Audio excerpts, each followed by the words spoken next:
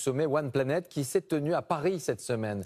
La France souhaite-t-elle désormais occuper le leadership sur la question du climat, ses désaccords avec Donald Trump, son positionnement vis-à-vis de Bachar el-Assad, les questions de politique intérieure, son gouvernement, l'action de ses ministres, ses opposants, mais aussi ses ambitions face au chômage. Entretien réalisé au Palais de l'Élysée.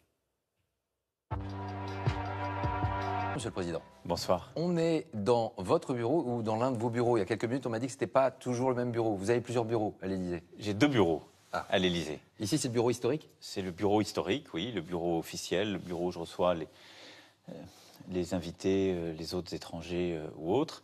Le bureau où je fais d'ailleurs souvent aussi les choses les plus compliquées. C'est-à-dire qui supposent du temps et de l'ordre, parce que la vue est dégagée. Et j'ai un bureau où s'accumulent les dossiers, le désordre et... Donc ça, c'est le bureau rangé. Les dossiers que je... Voilà, ça c'est le bureau rangé. C'est là aussi, c'est très honnête avec vous. C'est le bureau de la photo aussi. C'est le bureau de la photo officielle, c'est le bureau officiel du général de Gaulle et de tous mes prédécesseurs. Qui l'ont bougé au fur et à mesure aussi. Il y avait un bureau qui était là, voilà. Ensuite il était là. Il n'a, je crois, jamais été mis dans cette positionné là. Mais c'est ce même meuble. J'ai envie de vous poser une question. Est-ce que vous y passez finalement beaucoup de temps dans ce ou ces bureaux? Oui. Oui, on passe beaucoup de temps à travailler les dossiers de fond, y compris d'ailleurs les week-ends. C'est les week-ends et le soir qu'on y passe le plus de temps. La nuit, on dit. Oui. Aussi beaucoup. Oui, parce que c'est ma façon de m'organiser, que j'ai toujours fonctionné ainsi. Donc il y a des heures qui sont plus calmes. Quand nous allons nous séparer dans quelques instants, ce sera plus calme, donc je pourrai travailler.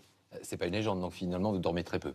Je dors peu, mais j'ai toujours peu dormi, donc ça me coûte très peu. On avait découvert le candidat En Marche. On a découvert un président Macron qui court. Vous courez beaucoup depuis 7 mois. Je dirais pas que je cours, mais j'essaie de rendre chaque instant utile. J'ai pris des engagements devant nos concitoyens.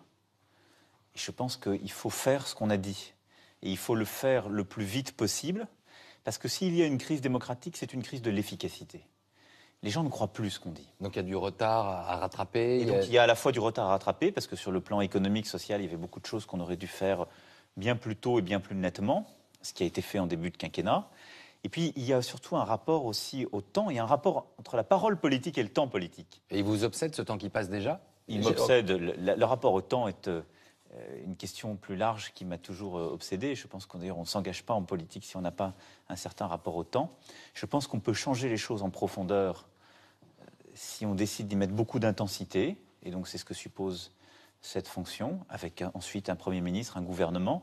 Ici, on ne fait pas tout, mais on a une fonction à la fois symbolique, d'impulsion, de gardien du temps, et donc des accélérations nécessaires, et du respect de l'engagement pris en campagne, et ensuite que les résultats suivent bien la parole, ce qui n'est pas toujours le cas, parce que des fois, la réalité est complexe à changer, donc il faut s'y reprendre à plusieurs étapes. Par contre, je suis pour ma part obsédé par une chose, c'est d'utiliser de la manière la plus intense, la plus forte pour nos concitoyens, chaque moment qui nous est offert, sur le plan national, donc ne pas retarder les réformes indispensables, comme sur le plan international, quand il y a des situations de crise ou des opportunités, il faut les saisir. À l'Élysée, on vous rappelle que le temps est important. Partout, depuis que je suis arrivé, j'entends tic-tac. Il y a cette horloge, ici, elle est là. On va passer peut-être dans le salon vert dans quelques instants. On verra que les horloges, elles sont partout. Elles vous rappellent que ça va vite, un quinquennat?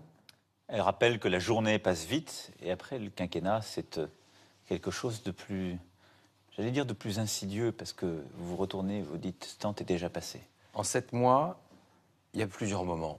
La rencontre avec Vladimir Poutine à Versailles, le discours interreligieux à Abu Dhabi. Il y a eu cette rencontre entre la France et l'Afrique, à Ouaga, il y a quelques semaines, quelques jours, et puis le sommet sur l'environnement. Il y a peut-être aussi une question que les Français se posent. Est-ce que notre président aujourd'hui, finalement, il travaille pour le rayonnement de la France ou il travaille pour les Français? C'est peut-être une question qui se pose en vous voyant aussi comme ça. C'est normal. Je travaille pour les Français parce qu'il y a eu beaucoup de séquences et de moments et de décisions qui ont été prises pour le pays, dans le pays. Les réformes économiques et sociales, la transformation de notre école qui est en cours, les décisions sur l'enseignement supérieur, le lancement d'initiatives sur la ville, les banlieues, sur la pauvreté, avec des décisions qui se sont traduites d'ailleurs dès le texte budgétaire qui est en cours. Simplement, il voit plus de monde se déployer, ce qui est normal en France, sur les sujets français, parce qu'il y a un Premier ministre, un gouvernement, et ce n'est pas au président d'aller porter lui-même tous les sujets. Donc il y a eu un temps important. Et ensuite, ce qu'il faut comprendre, c'est que tout se tient. Tout se tient. On ne peut pas lutter efficacement contre le terrorisme et protéger nos concitoyens si on n'a pas une action efficace avec le Sahel. Je suis déjà allé 2 fois justement au Mali, je retournerai pour la fin d'année au Niger. J'y suis très présent parce que c'est là que se joue une part de notre bataille contre le terrorisme. La Syrie, où j'ai déployé beaucoup d'énergie pour qu'on revienne dans le jeu diplomatique. La crise au Liban. Et donc tout ça, je veux que vous compreniez que c'est un agenda ou de construction de la paix ou de lutte contre le terrorisme qui est essentiel pour nos concitoyens ici. Travailler pour une nouvelle relation avec l'Afrique, c'est indispensable pour éviter des migrations subies qui sinon bousculeront le pays. Et travailler pour le climat, mais c'est travailler pour notre quotidien. Parce que c'est une urgence en même temps qu'une responsabilité. Et aussi peut-être pour les guerres à venir, pour effectivement des exodes plus importants. On va y revenir dans un instant. Donc tout se tient, si vous voulez. L'Europe, quand le président de la République agit sur la scène européenne ou internationale, moi je l'ai dit et je l'ai présenté fin août, je le fais toujours avec une obsession, l'intérêt de la France et ses valeurs. Et il faut faire les deux ensemble. Et notre intérêt, c'est la sécurité de nos concitoyens, lutter contre le terrorisme, construire la paix et défendre nos intérêts de long terme comme le climat. Vous parliez du G5, du terrorisme, de la Syrie. Juste une question. Bachar el-Assad est toujours en place. Oui. Est-ce que votre position sur ce plan-là a changé? Est-ce qu'il est un homme avec qui on doit dialoguer? D'abord, ma position, elle a changé le jour où j'ai été élu par rapport à ce qui était fait avant. On avait depuis 7 ans décidé qu'on ne pouvait plus parler à Bachar el-Assad, après avoir été très ami avec lui. J'ai souhaité coopérer avec d'autres puissances parce que, j'ai dit, la priorité, c'est l'extermination de Daesh, avant Bachar. Bachar est l'ennemi du peuple syrien, mon ennemi, c'est Daesh, si je devais résumer ma pensée. On vient de gagner la guerre en Irak avec la coalition. Le 9 décembre, le Premier ministre irakien Abadi a annoncé la fin de la guerre et la victoire face à Daesh. Et je pense que d'ici mi-fin février, nous aurons gagné la guerre en Syrie. Bachar el-Assad sera là. Il sera là aussi parce qu'il est protégé par ceux qui, sur le terrain, ont gagné la guerre, que ce soit l'Iran ou la Russie. Et donc, nous ne pouvons pas dire on ne veut pas parler avec lui ou ses représentants. Moi, je l'ai dit, le projet de la France en Syrie, qu'est-ce que c'est? C'est de gagner la paix maintenant. C'est-à-dire de déminer le pays, de le démilitariser et de construire une solution politique qui permettra une paix durable. C'est-à-dire où toutes les minorités seront protégées. Les chrétiens qui y vivent, les minorités ethniques, chiites et sunnites, réussir à préserver un équilibre, comme d'ailleurs on a réussi à le faire au Liban. C'est pour ça que le Liban était si important, parce que c'est peut-être le seul exemple aujourd'hui de modèle pluraliste, religieux, réussi dans la région. Et donc en Syrie, c'est ça que nous devons faire dans les prochains mois. Donc il faut parler à tout le monde, il faudra parler à Bachar el-Assad et ses représentants. Après, il devra répondre de ses crimes, devant son peuple, devant la justice internationale. On ne remet pas notre ambassade à Damas demain. Le jour où je prendrai cette décision, évidemment, je l'annoncerai et je l'expliquerai. Mais dans le processus que la France souhaite voir émerger en début d'année prochaine, sur lequel on prendra des initiatives, il y aura des représentants de Bachar el-Assad. Mais je souhaite aussi et surtout qu'il y ait les représentants de toutes les oppositions, y compris de ceux qui ont quitté la Syrie pour leur sécurité, ou à cause de Bachar et pas de Daesh. Ils sont aujourd'hui au Liban, en Jordanie, en Turquie, mais également en Europe, aux États-Unis, au Canada. Ils doivent pouvoir être représentés et le jour où nous mettons en place un processus démocratique, ils doivent pouvoir voter. On voit bien que la géopolitique, elle est à géométrie variable depuis quelque temps. On va parler de la Chine, qui est finalement notre allié sur le plan de l'environnement. Oui. Parlons d'abord des États-Unis. Donald Trump, il est venu dans ce bureau. Vous vous êtes entretenu avec lui. Juste ici. Juste ici. Quand vous lui posez cette question sur le climat, quand vous apprenez potentiellement qu'il évoque que le réchauffement climatique est un canular, vous êtes stupéfait, vous êtes choqué, vous essayez de le convaincre, vous lui dites c'est pas possible. Écoutez, on a eu beaucoup de discussions sur le climat. Et il est venu ici d'ailleurs après son annonce, puisqu'il annonce de mémoire le 1er juin, et il vient le 14 juillet, enfin le 13 juillet ici. On a eu beaucoup de discussions. Il a dit ça publiquement, il me l'a dit. Je ne suis pas sûr qu'il soit convaincu par cet argument. Que le réchauffement climatique n'existe pas. Mais il est plutôt convaincu par quoi? Par un argument qui est de politique intérieure. Oui, le pétrole, le gaz, finalement, le carbone, c'est son économie. On a une discussion franche et constructive parce que c'est ce qui est essentiel entre deux pays, qui sont des alliés historiques et des alliés essentiels dans la lutte contre le terrorisme. Mais en désaccord profond sur cette question. Mais sur cette question, on est en désaccord, on s'est expliqué. Moi, je considère que le moteur de sa décision, c'est quoi? Il s'était engagé à sortir pendant sa campagne. Donc il considère que c'est ce qu'il doit à ses électeurs. Et ça, je ne peux que le respecter. C'est de la politique américaine. Et la deuxième chose, c'est qu'ils considèrent profondément que ça détruit des emplois aux États-Unis, en particulier dans les États qui l'ont soutenu, parce que ça détruit de l'emploi industriel classique, en particulier dans les métiers liés au charbon. Bon. Une fois qu'on a dit ça, moi, ce que j'ai essayé de plaider, ce que je crois profondément, d'abord, les États-Unis, c'est un grand État. Il y a une règle dans le droit international. Quand on signe un accord, même si ce sont ses prédécesseurs, on doit le respecter. C'est la continuité de l'État. Il y a une formule latine qui le dit, pacta sunt servanda. Et on ne peut pas prétendre garantir, en quelque sorte, l'ordre international, être les puissances qui disent le droit, ce qui est un peu notre rôle historique, et nous-mêmes nous sortir du droit dès que ça ne nous arrange plus. Donc ça, je pense, c'est une vraie erreur. La deuxième erreur, c'est que je pense que ce n'est pas la bonne décision pour son pays et pour la planète. Parce que c'est vrai que ça détruit des emplois, mais on va en recréer dans des secteurs qui sont beaucoup plus adaptés à nos objectifs. Et donc c'est cette transition qu'il faut pouvoir faire et le faire très vite pour donner des perspectives.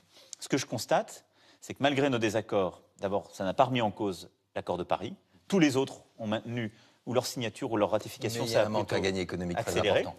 Et derrière, moi j'ai tout de suite pris à témoin les Américains, le secteur privé, les collectivités locales, les gouverneurs, en disant, d'abord venez, c'était mon appel le soir même, Make Our Planet Great Again. Et le lendemain, plusieurs sont venus, Mike Bloomberg par exemple, et ils ont lancé, en réponse à mon appel, quelque chose qui s'est appelé America's Pledge. C'est-à-dire le secteur privé, les collectivités, les villes, les États fédérés, se sont dit, nous, on va compenser ce que l'Amérique aurait dû donner.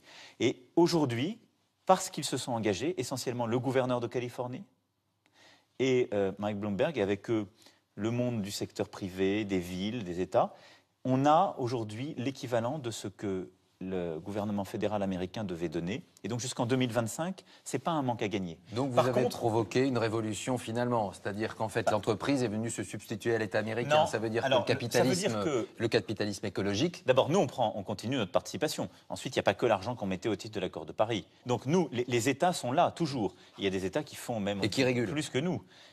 Alors il y a plusieurs engagements, il y a le financement, il y a la régulation, il y a la taxation, ce qu'on fait à l'intérieur de nos frontières, au niveau européen, au niveau international. Par contre, l'appel que j'ai lancé, c'était de dire, si on veut réussir ce pari, il faut qu'il y ait le secteur privé et les représentants publics qui ne sont pas nationaux, qui sont infranationaux. Et ça, c'est très important parce que c'est l'objet même de ce One Planet Summit.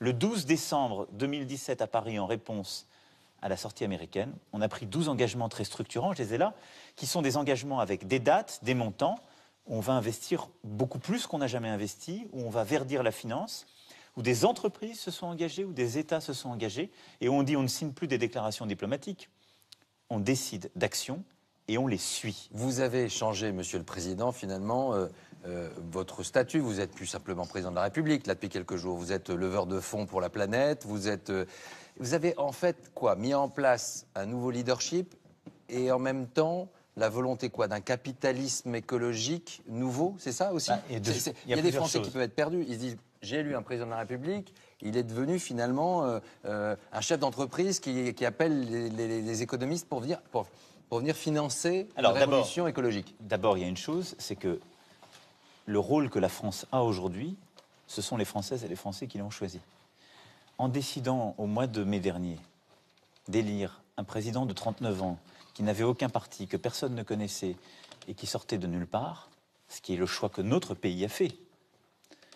Ils ont fait quelque chose qu'aucun autre pays n'avait jamais fait. Donc ce leadership, vous le tenez aussi de cela? Mais le leadership européen international, je le tiens de mon peuple. Je le tiens des Françaises et des Français. Et de la faiblesse actuelle d'Angela Merkel, de Theresa May? Après, il y a d'autres situations. Moi, je ne parlerai jamais de faiblesse pour d'autres leaders et amis européens. Mais je veux dire que la France a stupéfait l'Europe et le monde par son choix de mai dernier. Il n'était pas attendu. Peu de commentateurs l'avaient vu venir. Et ça a été un choix fait en plus face à un autre projet que j'ai fortement combattu, que je respecte, qui est celui que portait Marine Le Pen. Où ils ont vu arriver une figure évidemment beaucoup plus nationaliste, de repli, de fermeture, renvoyant à des craintes très profondes et à des excès que certains voulaient combattre. Mais vous avez d'accord gagné contre le populisme, mais ce populisme sera prêt à vous rappeler un certain nombre de choses en vous disant que vous éloignez des problèmes des Français en parlant d'écologie. Quand vous me disiez on travaille tout le temps, c'est simple. La victoire, du mois de mai dernier, elle oblige, sur le plan français, à rassembler tous ceux qui sont prêts à faire avancer le pays sans état d'âme. Moi, il y a dans le gouvernement des ministres que j'ai nommés, des gens qui étaient contre moi quelques semaines avant. ça m'est égal. Ils veulent faire travailler, avancer le pays, ils sont les bienvenus, on y va. Ça suppose, ça m'oblige à faire toutes les réformes qu'on doit faire et à garder cet esprit d'efficacité et de justice qui a été le cœur de ma campagne. Et ça m'oblige à aller beaucoup plus fort et vite en Europe et à l'international. Pourquoi? Parce que nos échecs internationaux, les insuffisances de nos actions, nous les payons sur le plan domestique, sur le plan français. Quand on n'arrive pas à réformer l'Europe assez vite sur le travail détaché, ce sont nos travailleurs français qui en payent les conséquences. C'est les petits entrepreneurs français qui en payent les conséquences. Quand on ne bouge pas assez vite sur le climat, on en paye nous-mêmes les conséquences, d'abord par la pollution de l'air, par le réchauffement qu'on subit, et puis on ne développe pas assez les entreprises qu'il y a derrière. Donc, décider de prendre le leadership sur ces sujets, c'est d'abord, moi je pense très profondément, retrouver ce qui est le destin français. La France, elle naît elle-même. C'est votre héroïsme politique qui revient là. Oui, mais je l'assume totalement. La France, c'est... Écoutez, interrogez-vous, vous rentrez le soir chez vous. Vous pensez à quelles époques ? Vous ne pensez pas aux époques où la France était en marge du monde, a voulu un peu sortir du cours de l'histoire. Vous pensez aux grandes époques où la France a contribué à faire le monde, à faire des grandes découvertes, à essayer de créer une structure de droit international, a eu des grandes victoires, des grandes conquêtes civilisationnelles et de droit, où la France a porté un universel. Donc c'est Make France Great Again, quoi. C'est votre slogan. Je n'irai pas plagier le slogan de Donald Trump, je l'ai détourné pour la planète, mais je crois très profondément que la France, elle n'est elle-même que quand elle porte une vraie vision européenne et une vraie volonté de tirer le monde vers son avenir. Monsieur le Président, vous parliez tout à l'heure des États-Unis qui avaient un regard finalement sur son économie et que Donald Trump appliquait finalement un programme de politique intérieure économique sur le pétrole. En France, nous on a quoi? C'est quoi notre atout? C'est le nucléaire? C'est ça le nucléaire? L'avenir de la France, c'est le nucléaire? Pas seulement, mais dans un premier temps et encore dans l'entier. Si on parle du climat et du lien climat-économie, moi c'est vrai que moi je ne suis pas un activiste du climat depuis des décennies. Vous avez même reproché pendant la campagne d'être un petit peu atone sur cette question. Mais moi j'ai toujours été sincère. Vous êtes converti rapidement sur la fin ou c'est finalement électoralement c'était pas très efficace? Non, c'est pas ça. C'est que d'abord il faut toujours expliquer les choses. C'est d'abord il y a des gens qui m'ont convaincu. J'ai changé de point de vue sur beaucoup de sujets, sur des sujets structurants. Il y a des sujets qui n'étaient pas... le glyphosate, par exemple, n'était pas un sujet avant la campagne présidentielle qui faisait partie de mon quotidien. J'ai lu, j'ai écouté, j'ai appris. C'est la France qui a réussi à faire une vraie avancée. On autorisait à nouveau 10 ans. On le garde 3 ans? Tout le monde était parti sur 10 ans. Parce que la France a bloqué, on est à un moment revenu à 3 ans. Et puis on s'est fait lâcher par d'autres, on est à 5 ans. Mais il va falloir trouver quelque chose pour le remplacer. Parce que les agriculteurs, eux, exactement, ils sont inquiets. Mais c'est là le réalisme. C'est là où moi c'est toujours le en même temps. Je ne suis pas en train de dire le climat ne doit pas être une idée toujours négative avec des interdictions. C'est une vraie transformation. Mais je suis aujourd'hui convaincu profondément qu'on peut avoir un dynamisme économique et une exigence climatique. Si on regarde aujourd'hui le sujet du réchauffement, quelle est la manière de lutter contre le réchauffement climatique? C'est lutter contre le CO2 qu'on émet, ou l'utilisation donc de matières fossiles. Vous dites le nucléaire, ça ne renvoie pas de CO2, ça non, au moins c'est exactement. Je dis donc dans notre production aujourd'hui d'électricité, d'énergie en France, quel est le problème? Le thermique et le charbon. On a encore des centrales thermiques à charbon, on va les fermer durant ce quinquennat. Engagement qui n'avait jamais été pris. On va compenser les territoires, on va former, parce qu'il y a des femmes et des hommes derrière. C'est facile de dire on va fermer. Mais moi j'ai toujours aussi ça présent à l'esprit. Donc on se prépare à sortir, à rentrer dans une nouvelle ère. Dans mon quinquennat, j'en rendrai compte. Je ne dis pas que c'est des fermetures que feront mes successeurs. Mais au terme de votre quinquennat, elles seront fermées. Les centrales, lesquelles? Elles seront fermées. Toutes les centrales thermiques et à charbon qui existent en France. Lesquelles? Attendez, j'y viens. Donc celles-là, elles seront toutes fermées parce que c'est ça qui est mauvais pour l'émission. Ensuite, le nucléaire n'est pas mauvais pour les émissions de CO2. C'est même la manière aujourd'hui, avec les renouvelables, la plus décarbonée, comme on dit, de faire de l'électricité. Mais ça fait peur. Mais ça fait peur. Mais c'est autre chose. Une usine à Moi, charbon je suis pas là. qui explose, c'est pas la même chose qu'une centrale nucléaire. D'abord, les centrales nucléaires en France, vous n'en avez jamais qui ont explosé. On est à la pointe. Il y a le sujet des déchets du cycle. Je ne suis pas du tout un idolâtre du sujet nucléaire. Il y a un sujet de coût complet, du retraitement, c'est des cycles longs. Mais je pense qu'il faut choisir ses batailles. Ma priorité, en France, à l'Europe, à l'international, c'est les émissions de CO2 et le réchauffement. Dans ce contexte-là, ma priorité, c'est fermer les usines, les centrales dont je vous ai parlé. Si je ferme demain une centrale nucléaire en plus, c'est pas vrai que je peux la remplacer par de renouvelables. Pourquoi? Parce qu'une centrale nucléaire, elle vous fournit de l'électricité de manière continue toute l'année. Le renouvelable, c'est une énergie intermittente. Donc attention, il faudra du temps. Qu'ont fait les Allemands quand ils ont d'un seul coup fermé tout le nucléaire? Ils ont développé beaucoup plus de renouvelables que nous. On a du retard. Mais ils ont massivement rouvert du thermique et du charbon. Et ils ont dégradé leur bilan CO2, ça n'a pas été bon pour la planète. Donc je ne ferai pas ça. je tiens ce premier engagement. Sur le nucléaire, qu'est-ce que je ferai? Je vais vous le dire. Nous allons attendre la décision que va prendre l'autorité de sûreté nucléaire. Parce que, comme vous le dites, le problème du nucléaire, il est double. On a trop d'énergie électrique fournie par le nucléaire, ça crée une dépendance à une seule source d'énergie, c'est presque un peu moins de 75%. Et la deuxième chose, c'est les éléments de sûreté. Donc on a une autorité indépendante qui s'appelle l'autorité de sûreté nucléaire, qui rend des avis. Elle va rendre un avis d'ici 18 mois où elle va dire, réacteur par réacteur, ce qui est sûr, ce qui l'est moins, ce qu'on peut prolonger au-delà de 40 ans, ce qu'on doit arrêter. Et en fonction de ça, on prendra les décisions de fermeture. C'est comme ça qu'on va faire, c'est tout simple. Et donc ce sera rationnel. Et donc, pour faire face à cela, on devra fermer certaines centrales. Peut-être qu'il faudra d'ailleurs moderniser certaines autres. Et en parallèle de cela, ce sur quoi nous sommes aujourd'hui en retard, c'est le renouvelable.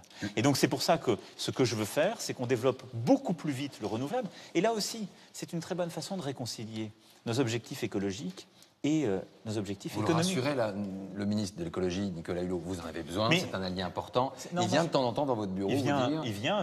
On sent qu'il est inquiet, on sent qu'il marche sur un fil. Est-ce que ces états d'âme parfois vous heurtent ou vous vous dites, il a raison, il est comme ça et c'est comme ça? Moi, je choisis les gens comme ils sont. Je connais Nicolas Hulot depuis plusieurs années. Moi, je n'ai pas d'allié politique. Mais c'est un allié important dans le combat que vous menez. J'ai nommé un Premier ministre qui dirige un gouvernement. Et j'ai nommé sur sa proposition les ministres. Ce ne sont pas des alliés, ce sont des gens qui sont engagés dans une action, dans un ministère. Ça ne s'appelle pas un allié. Donc c'est un engagé. Après, il a son tempérament et sa vie. Il va rester. Moi, je souhaite très profondément qu'il reste et qu'il agisse. Parce il n'est pas venu vous voir en vous disant « je vais partir ». Mais jamais.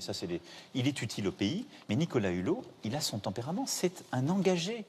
Il a fait un moment un métier qui vous est familier. Ça a été un grand reporter de la cause écologique. Et ensuite, il a été, j'allais dire, un activiste, un engagé, un membre, justement, un fondateur d'une fondation. Donc là, il apprend aussi les contraintes de l'exercice politique et de la décision. C'est qu'on est tous les jours les mains dans la glaise et que ça ne peut pas être parfait du jour au lendemain.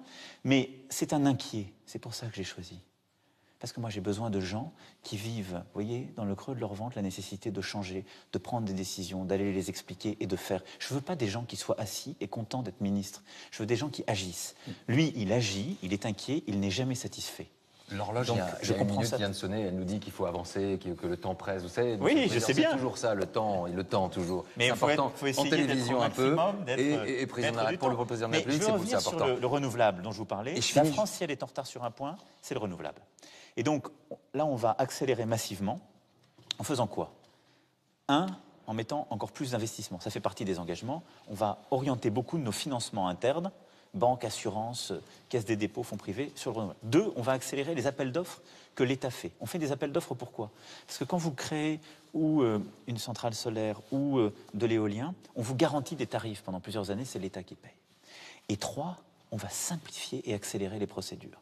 Imaginez les grands projets éoliens décidés par Nicolas Sarkozy.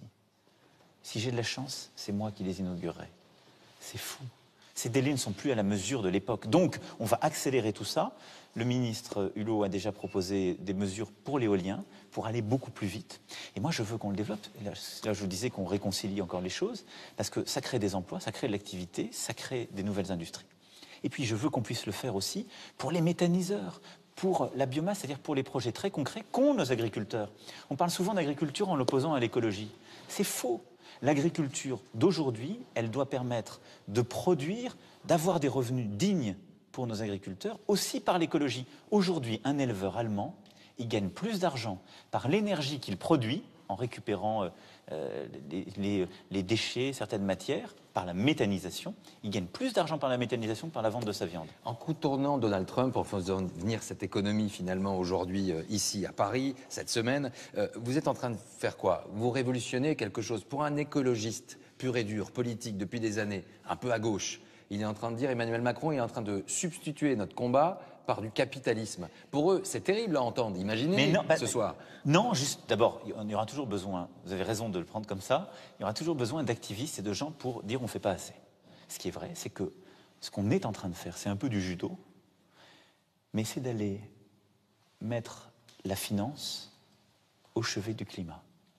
Et c'est de dire, vous pensiez que la finance devait rester toujours de son côté. Il y a un chemin à faire pour un certain nombre d'écologistes historiques de se dire que finalement c'est la finance qui va venir régénérer peut-être les espoirs de notre planète. Mais parce qu'il y a de l'argent. Et pour faire émerger des projets beaucoup plus vite, on a besoin de mobiliser cet argent. Vous aviez parlé de révolution, on est bien dedans là, depuis quelques temps. Là, on est dans une révolution profonde. Oui. Profonde. Révolution des esprits, des méthodes. Mais plus on avançait jusqu'ici, plus, dès qu'on faisait un projet, on augmentait le bilan carbone, l'empreinte. Donc on dégradait notre situation. Là, on va mettre l'argent là où justement on permet de le baisser. Sur l'innovation fondamentale. Moi, on a décidé de mettre de l'argent en faisant venir des chercheurs du monde entier. Je l'ai annoncé hier, 18 chercheurs venant des meilleurs projets. On a eu des milliers de candidatures. Beaucoup d'Américains. Des Américains, des Canadiens, des Indiens. Vous voulez à Trump, c'est scientifique. Non, parce qu'eux veulent venir, parce qu'ils ont besoin, ils aiment qu'il y ait un leadership politique. Donc le leadership, il est ici, sur l'écologie. Je veux qu'on fasse de la France le leader de la transformation, de la révolution numérique, environnementale et de la finance. Le patron de Tesla, il va venir travailler un peu en France. J'espère. Vous essayez de le convaincre? Ça fait partie, j'essaie de convaincre moi tout le monde. Et la révolution qu'on a fait là, c'est qu'on va mettre le financement international aussi sur des pays, les pays pauvres, les pays en développement qui jusqu'alors n'y avaient pas droit. Il y a aussi aujourd'hui des dizaines d'entreprises qui polluent la planète. Elles participent aujourd'hui. On appelle ça du greenwashing. En gros, elles s'achètent une virginité en disant « j'investis, je mets beaucoup d'argent, mais pendant ce temps-là, j'ai le droit de polluer ». Alors, d'abord, il y a une chose, c'est qu'on a des quotas. Nous, on a mis en place un système ETS en Europe, on a des quotas. Donc, c'est plus vrai qu'elles ont le droit de polluer comme ça de manière éhontée. En Europe, c'est beaucoup plus régulé. L'un des plus gros pollueurs du monde. L'une des annonces les plus importantes mais en même temps, du sommet, la Chine a dit « je mets en place un système de prix du carbone dans mon pays ». Donc, ça va permettre de réduire parce qu'on doit payer des quotas. Sinon, on n'a plus le droit d'aller au-dessus. Donc, c'est là où la géopolitique a changé quand même. Notre partenaire, finalement, sur l'écologie, c'est la Chine. Et les États-Unis sont de côté, en tout cas sur le plan des États, voilà, parce qu'après on a des partenaires. L'Amérique était là, mais pas le gouvernement fédéral. Par contre, ce qui est vrai, c'est que la Chine a décidé de développer un nouveau leadership international sur les sujets multilatéraux, et le climat est une priorité. C'est très important parce que la Chine est un des très gros pollueurs mondiaux. On vient de passer dans une pièce assez atypique pour vous montrer que vous changez beaucoup de choses, parce que les Français ne connaissent pas parfaitement l'Élysée, vous savez. Juste. Là, avant, il y avait des visages. Moi, je me souviens du général de Gaulle, de François Mitterrand. Pourquoi ils sont plus là? D'abord parce que c'était le passé. Non, pas du tout. Non. Parce que moi, quand on est président de la République, on s'inscrit dans une histoire et dans une filiation justement de présidents. Il n'y avait que les présidents morts qui étaient là, avec des tableaux qui méritaient une réflexion. Et donc, on aura une salle spécifiquement dédiée à cela. Ailleurs dans le palais, où il y aura les portraits de tous mes prédécesseurs. C'est pas une révolution de palais, l'Élysée reste l'Élysée. S'il y a des révolutions, je ne les fais pas ce genre de choses. Pas ce genre de choses. Ça vous agace parfois qu'on dise le président de la République, il va vite, il s'impose, il a un exercice solitaire du pouvoir, on parle même de Jupiter. Ça vous agace? Vous dites c'est faux ou c'est un peu vrai? D'abord, il ne faut jamais être agacé de ce qu'on dit. Parce que sinon, on passe sa journée à être agacé des choses. Donc moi, vous ne les lisez pas trop, les articles? Je commente peu. On vous les rapporte? Je lis tout. Ah, vous lisez tout? Non, je ne vais pas vous faire de... Je lis les choses, mais après, il faut accepter une certaine distance. Il ne faut pas être dans le commentaire de ce qu'on fait. Le système institutionnel dans lequel nous vivons fait qu'il y a une personne élue par le peuple français qui est responsable de ce à quoi elle s'est engagée. Puis ensuite, il a une majorité. Ou pas. En l'espèce, on a une majorité au Parlement. Et donc, je sais une chose, c'est qu'il y a des choses dont je suis personnellement redevable. Et le système tient comme ça. Et donc, il faut l'accepter. Il faut accepter aussi la part d'impopularité qui va avec certaines réformes. Et quand on est impopulaire, il faut le mériter. C'est-à-dire, la pire des choses, c'est que les gens ne vous aiment pas sans bonne raison. Ensuite, il faut essayer de convaincre. Mais moi, j'ai un exercice collectif des choses au quotidien. Je réunis en permanence mon équipe, je mobilise. Et vous, parfois, vous leur envoyez des SMS la nuit? Oui, c'est pas si vrai que ça. C'est pas si vrai que ça? Non, ça c'est pas si vrai. La nuit, c'est plutôt un temps pour moi de travail. Il se trouve que je réponds plus vite aux SMS qu'on m'envoie parce que j'ai moins d'activité, je suis pas en réunion. Mais ce qui est important de comprendre, c'est qu'il y a une part solitaire dans l'exercice des responsabilités du pouvoir. À la fin, vous êtes face à vous-même. Vous devez vous forger votre intime conviction parce que vous aurez à en répondre. Donc vous pouvez passer beaucoup de temps à discuter, à préparer. À la fin, la décision a une part de solitude et de secret. Ensuite, dans ma méthode, je travaille beaucoup avec mes équipes ici, beaucoup avec le Premier ministre et les membres du gouvernement, de manière très collégiale et fluide. Je pense que je fais les conseils des ministres les plus longs et collégiaux de la Ve République. On a des échanges permanents sur tout. Je veux que tout soit débattu. Et même à l'international, vous avez vu en 7 mois le nombre de pays européens que j'ai visités ou de dirigeants européens que j'ai vus, avec lesquels je travaille. Et donc, il faut avoir une capacité à mobiliser, à inspirer, à tirer les autres. C'est ça qui est Quand François Hollande vous a accueilli ici, premier jour à l'Élysée, vous aviez monté cet escalier assez rapidement, vous savez que une partie du peuple qui vous a élu ne voulait pas du populisme. On vous rappellera assez vite qu'il y a encore 3 millions de chômeurs en France, que l'écologie c'est formidable, que les ambitions que la France puisse avoir sur le plan diplomatique c'est très important, mais on vous renverra ce chiffre parce que François Hollande, lui, a eu ce chiffre dans son sac à dos pendant tout son quinquennat. Plus de 3 millions de chômeurs. Ça va mieux, ça va pas mieux, pourquoi le chômage baisse pas? Je ne suis pas un commentateur de la situation du pays au jour le jour. Les décisions que nous avons prises en début de quinquennat, elles n'ont pas d'impact immédiat. Il y a encore quelques décrets qui sont à prendre. Donc il faudra du temps avant que le chômage baisse. Il faut compter 2 ans pour que les décisions que vous prenez. Après, vous avez un cycle européen que la France peut contribuer à améliorer et qui fait qu'il y a un peu plus de croissance en Europe et ça nous tire tous. Mais il faut à la fois de la détermination et de l'humilité. Détermination, sur le sujet du chômage, j'ai pris mes responsabilités. J'ai fait tout de suite la réforme la plus importante qui avait été évitée en France depuis 20 ans. Tout de suite. Je m'étais engagé à le faire, je l'avais dit aux Français, j'avais même dit qu'on le ferait par ordonnance. On a concerté avec les partenaires sociaux et on l'a fait. Donc il y aura des résultats? Cette réforme produira des résultats. Dans les 5 ans? Dans les 2 ans? Dans les 5 ans. Dans les 5 ans. Mais après, moi je dis, il faut attendre 2 ans pour qu'elle commence à avoir ses pleins effets. Mais je ne suis pas là pour faire des pronostics, je suis là pour agir. La deuxième chose, on a lancé ensuite une réforme très importante qui est complémentaire, la formation professionnelle, l'apprentissage, la réforme de l'assurance chômage. Ça conduira à des textes qui seront votés au printemps et donc une application à l'été-automne 2018. Ça viendra s'ajouter au reste. Et puis, on fait 10 milliards de baisse de fiscalité pour les entreprises et les ménages qui a un effet de relance l'année prochaine. Et il faut impulser les choses, lancer avec le maximum de détermination à la fois vos objectifs et les décisions dès le début du mandat pour ensuite suivre et avoir les résultats. Et là où il faut de l'humilité, c'est qu'il y a une part de ce qu'on vit qui ne dépend pas de vous, mais des décisions passées et de l'environnement international et régional. Et puis, il faut un peu de temps pour que ça donne des résultats. C'est pour ça qu'il ne faut pas tarder pour prendre les décisions. Vous ne voulez pas faire de politique politicienne en même temps. Qui sont vos principaux opposants politiques aujourd'hui en France? Oh, je dirais que tous ceux qui pensent que notre pays est condamné, en quelque sorte, à se replier sur lui-même. Vous parlez de la France de Lafayette et la France de Pétain, dans un article il y a quelque temps, en disant il y a eu la France de Pétain et la France de Lafayette. On sait vers laquelle vous allez plutôt, avec Lafayette qui est d'ailleurs... Je vous dis, tous ceux qui pensent que la France... C'est qui la France de Pétain encore aujourd'hui? Vous dites qu'il y en a encore qui agitent ça. Je ne prendrai pas ces comparaisons pour acheter les choses. Je crois que tous ceux qui s'opposent se désignent d'eux-mêmes. Il faut des oppositions dans la vie démocratique. Il y a des oppositions de nature différente. Je pense que notre pays vit un moment qui justifie toutes les oppositions, tous les dialogues, mais qui justifie une action déterminée. Donc moi, j'entends ce qui est dit. Parfois, j'écoute toujours, moi, l'opposition, parce qu'il peut y avoir des choses intéressantes à appliquer. Donc quand le nouveau leader des Républicains dit finalement le président de la République ne connaît pas les régions, les territoires, que vous auriez, je cite, la haine des provinces, bref, vous êtes au-dessus. Mais ça, c'est un commentaire, je lui laisse, mais qui n'apporte rien au pays.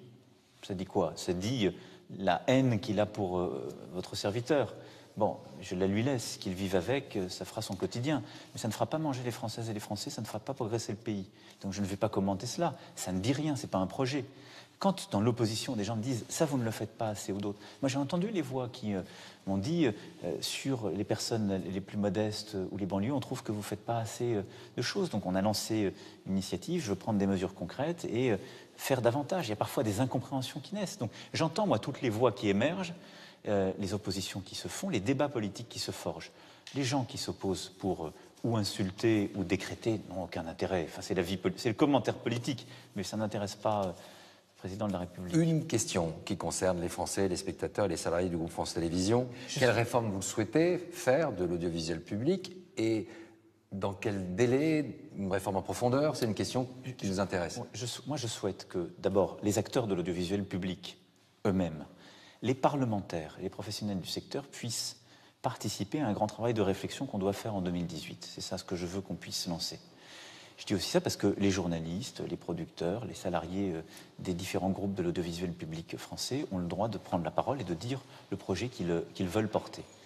Et je souhaite aussi que les parlementaires, qui sont très attachés à cette idée, que les différents acteurs puissent participer à une réflexion qu'on va lancer. Ensuite, moi je regarde les choses. Comment se comportent les gens? Comment les usages sont en train de se transformer? Les plus jeunes, ils regardent de moins en moins la télévision sur le plan linéaire. Ils n'allument plus la télévision de moins en moins pour regarder une chaîne ou rester devant ou aller à telle heure à un programme. Ils vont regarder sur leur smartphone, leur téléphone ou leur tablette de plus en plus. Ils vont aller vers des contenus directement produits qui ne passent pas forcément par les chaînes. Ils vont aller vers des jeux vidéo qui font partie de la culture que se forme un jeune, etc. Donc les usages sont en train de changer. Et notre audiovisuel public aujourd'hui, il reste structuré dans sa géographie, avec un grand système de radio, un grand système de télévision, qui certes se sont mis au digital, mais il s'est structuré dans son architecture un peu sur le monde d'avant. Il n'a pas suivi ce changement. Notre régulation non plus, au demeurant, puisque vous avez un CSA qui vous contrôle beaucoup, mais qui contrôle très peu d'autres contenus auxquels nos jeunes ont accès. Or, quel doit être notre objectif collectif pour l'audiovisuel public? Qu'est-ce qui justifie que le contribuable français mettre de l'argent dans France Télévisions et pas dans TF1? C'est l'attachement à un pluralisme démocratique, la formation du citoyen. C'est de se dire qu'il y a des contenus qu'on est en droit d'attendre dans l'audiovisuel public. Et donc, il y a des contenus assez importants, sur assez exceptionnels. Voilà, non, mais exactement. D'enquête, de documentaires, vous ne verrez nulle part ailleurs de production audiovisuelle ou de production de Il y a beaucoup d'autres fiction. chaînes qui les ont aussi. Mais quelle est l'exclusivité? Il y a un particularisme quand même au travail du service public. C'est ce fond, mais est-ce que c'est forcément sur la télévision hertzienne? Et comment on peut mieux mutualiser les choses entre la radio, la télévision, le digital, les autres usages? Et ensuite, c'est la formation des jeunes. C'est, à mon avis, une des missions de l'audiovisuel public. Est-ce qu'aujourd'hui, nous avons un dispositif qui est le plus adapté pour former les jeunes, les éveiller à la conscience ou contribuer à leur évolution? Pas totalement. Donc, moi, je veux qu'on ait les discussions sur tel ou tel bout de crédit, telle situation, telle personne. Les questions de personne ou d'autres ne m'intéressent pas. En même temps, il faut de l'argent. Non, mais il faut de l'argent, mais il y a beaucoup d'argent sur l'audiovisuel public. L'audiovisuel public français, c'est de très loin, pour l'État, le premier budget de la culture. Donc, il y a de l'argent. Simplement, est-ce qu'on le met au bon endroit? Est-ce qu'on fait surtout l'organisation collective qui est la plus pertinente? Ce n'est pas à moi de le trancher. Je dis juste que je veux lancer une réflexion qui doit prendre son temps, où les acteurs de l'audiovisuel public doivent prendre parti, mais où on va reposer les bases de la mission. Donc moi, je suis là pour donner l'impulsion, fixer les principes, mais je souhaite qu'il y ait surtout une grande réflexion qui se structure. Elle me dépasse largement. Après, on prendra le fruit de cette réflexion. Je la lancerai en début d'année prochaine. Mais c'est ça ce qui m'intéresse. Monsieur le Président, on arrive en fin d'année, ça fait 7 mois que vous êtes Président de la République. Vous leur dites quoi aux Français? Il y a ce sapin qui est là, c'est une période particulière pour les Français. Vous leur dites, n'ayez pas peur de toutes ces révolutions que je leur vous propose? Écoutez, d'abord, je leur dis, je fais ce que j'ai dit. Ça étonne peut-être, ça en contrarie d'autres, ça faisait peut-être longtemps que ce n'était pas arrivé, mais je fais ce que j'ai dit. J'essaie de le faire au mieux. Parfois, on y arrive tout de suite. Parfois, il y a des choses qu'on explique mal. Il y a des choses... Bon, il faut reconnaître ses erreurs. On applique... Mais sachez que je suis pleinement déterminé et à la tâche chaque jour, chaque heure, pour faire ce que j'ai promis de faire. Ensuite, il y a les aléas de notre vie, de notre environnement, en France, en Europe, à l'international. Je fais le maximum pour vous protéger, pour éviter que les conflits n'adviennent, pour éviter que nous ayons des catastrophes dont on ne connaît pas les conséquences, et puis pour essayer au mieux de préparer notre avenir commun, c'est-à-dire nous trouver partout des alliés en parlant à tout le monde, et puis vous construire un meilleur futur en travaillant à la paix au Sahel, dans le Golfe, et à la transformation climatique. Je sais que pour beaucoup d'entre vous, j'ai demandé des changements qui ont pu parfois perturber, je sais que j'ai pu demander des choses qui pouvaient sembler non naturelles, j'espère les avoir à chaque fois expliquées. Je les réexpliquerai si elles n'étaient pas claires. Et s'il y a des erreurs qui ont été faites, je les corrigerai. Parce qu'on va évaluer les choses. Mais je leur dis en cette fin d'année de prendre un peu de temps en famille. Et le sapin, vous le disiez, je souhaite que toutes les Françaises et tous les Français puissent prendre un peu de temps avec leur famille. C'est un moment important pour la famille pour se retrouver même quand on travaille beaucoup, quand on cherche un travail, quand on est en situation difficile. Ces moments de regroupement dans le cercle familial sont absolument essentiels. Et puis, c'est les moments aussi où on doit avoir une pensée pour ceux qui n'ont pas forcément la chance de se regrouper en famille. Et donc,